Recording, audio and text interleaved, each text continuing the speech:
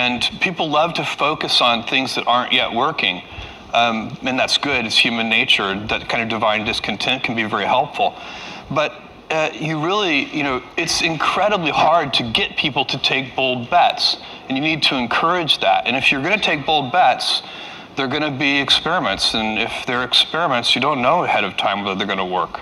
Experiments are by their very nature prone to failure. But a few big successes compensate for dozens and dozens of things that didn't work.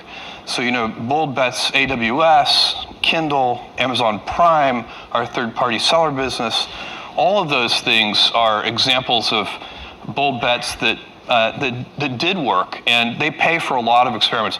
I've made billions of dollars of failures at Amazon.com, literally billions of dollars of failures. And, you might remember Pets.com or Cosmo, or give myself a root canal with no anesthesia very easily. None of those things are fun, but they don't matter. What really matters is companies that don't continue to experiment, companies that don't embrace failure, they eventually get in a desperate position where the only thing they can do is make a kind of Hail Mary bet at the very end of their corporate existence. Whereas companies that are, making bets all along, even, big bets, but not bet the company bets. I don't believe in bet the company bets. That's when you're desperate. That's the last thing you can do. We know from our past experiences that big things start small. The biggest oak starts from an acorn, and you've got to recognize, if you want to do anything new, you've got to be willing to let that acorn grow into a little sapling and then finally into a small tree, and maybe one day it'll be a big business on its own. And in fact, that's one of the mottos for one of your initiatives, and forgive my pronunciation of the Latin, but Gradatim ferociter. What does that mean to you? Well, it means step by step ferociously, and it's the motto for Blue Origin. Basically, you can't skip steps. You have to put one foot in front of the other. Things take time. There are no shortcuts. And but you want to do those steps with passion and ferocity. I think probably our most important piece of intellectual property is our brand name. And I think people, and I think this is very important for anybody who's going to start a company or market an invention to understand, is that brands for companies are like reputations for people. And reputations are hard-earned and easily lost. So the most important intellectual property that a company can have is, for us, it's Amazon. It's that name, but what it stands for. And we've worked very hard to earn trust. You can't ask for trust. You just have to do it the hard way, one step at a time. You make a promise and then fulfill the promise. You say, we'll deliver this to you tomorrow, and then you actually deliver it tomorrow. And if you do that over and over again, then ultimately you can instill your company's name with a reputation. And that's, I think, sometimes people talk about brands in this very amorphous way, but for me, I like to think of it as a person, and what is the reputation that person has, and how have they earned that reputation? I think stress, you can be, I think one of the things that's very important to note about stress is that stress primarily comes from not taking action over something that you can have some control over. So if I find that some particular thing is causing me to have stress, that's a warning flag for me. What it means is there's something that I haven't completely identified, perhaps in my conscious mind, that is bothering me, and I haven't yet taken any action on it. I find as soon as I identify it and make the first phone call or send off the first email message or whatever it is that we're going to do to start to address that situation, even if it's not solved, the mere fact that we're addressing it dramatically reduces any stress that might come from it. So stress comes from ignoring things that you shouldn't be ignoring. I think in large part. So stress doesn't come, people get stress wrong all the time, in my opinion. Stress doesn't come from hard work, for example. You can be working incredibly hard and loving it, And likewise, you can be out of work and incredibly stressed over that. So, and likewise, if you kind of use that as an analogy for what I was just talking about, if you're out of work, but you're going through, a disciplined approach of, a series of job interviews and so on and working to remedy that situation, you're going to be a lot less stressed than if you're just worrying about it and doing nothing. If you're giving a great customer experience, the only way to do that is with happy people. You can't do it with a set of miserable people, watching the clock all day. So does that include work-life balance and all those things? Yes, but I teach 3 leadership classes a year at Amazon. I'm a part of it. They're bigger classes, but I come in and teach a session.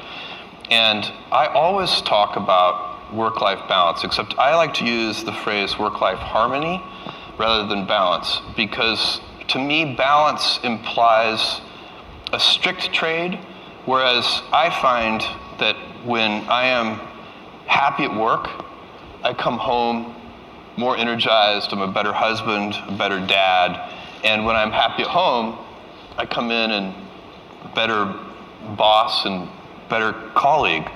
And so it's not, you could be out of work and have terrible work-life balance. Even though you've got all the time in the world, Right. You could just feel like, oh my God, I'm miserable, and you would be draining energy. And so you have to find that harmony. It's a much better word.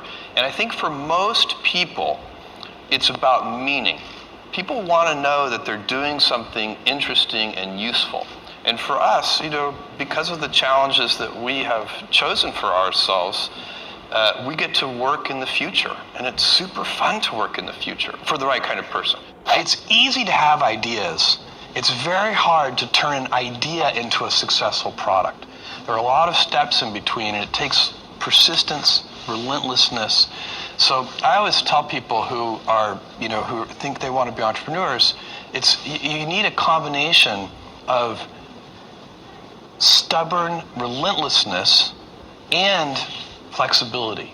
And you have to know when to be which. And basically, you need to be stubborn on your vision, because otherwise it'll be too easy to give up. But you need to be very flexible on the details, because as you go along pursuing your vision, you'll find that some of your preconceptions were wrong, and you're going to need to be able to change those things. So I think taking an idea successfully all the way to the market and turning it into a real product that people care about and that really improves people's lives is a lot of hard work. I had some family role models, and I had some other people, some sort of historical role models that I really looked at too. So certainly my grandfather was a serious role model for me. I just had spent so much time. I think you learn different things from grandparents than you learn from parents. I would encourage anybody to try to spend time not only with their parents but with their grandparents. I also had 2 people I always would read about, and were Thomas Edison and Walt Disney. Those were sort of my 2, biographical heroes. I've always been interested in inventors and invention, and Edison, of course, just for a little kid and probably for adults too, I still feel this way at least, is not only the symbol of that, but the actual fact of that, the just incredible inventor. And I've always felt that there's a certain kind of important pioneering that goes on from an inventor like Thomas Edison. And then Disney was a different sort of thing. He also, a real pioneer and an inventor and doing new things.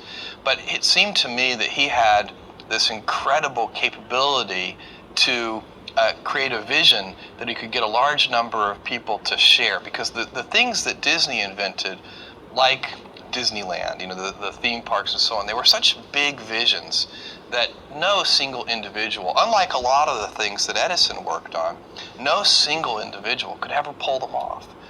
And Walt Disney really was able to get a big team of people working in a concerted direction. I don't really remember the exact day or anything, but when I was in college is when I started thinking about wanting to be an entrepreneur someday. So I was not the kid with the lemonade stand. You know, I wasn't one of these kids who was always trying to raise money. I always wanted to be a scientist when I was little, but I'd also always loved computers. I was lucky because at my age this is unusual to have access to a mainframe computer from my elementary school when I was in 4th grade, and quickly learned that there was a pre-programmed Star Trek game on that computer, and then I never did anything except play Star Trek with the computer. So I don't know how formative that was. It certainly helped my Star Trek knowledge considerably. But I've always loved computers. Somewhere in college, I started watching some of the people who were like setting up, college pizza delivery services and, the kind of the core entrepreneurs, and thinking, this looks like a really fun thing to do. I think it's the very rare idea that can be done by a single individual. Almost everything that is going to change the world, solve a problem, improve something, these are usually big efforts, and they require, a team working together to really get something important done. And that has been the story of Amazon.com. At every step along the way, we've had a team here that is making this work. I mean, I don't know, even at the smallest scale, you have to figure out how to get help from your friends, from your family members, from people that you can hire in those early days. I think without that, it would never work. Do something you're very passionate about, and don't try to chase what is kind of the hot passion of the day.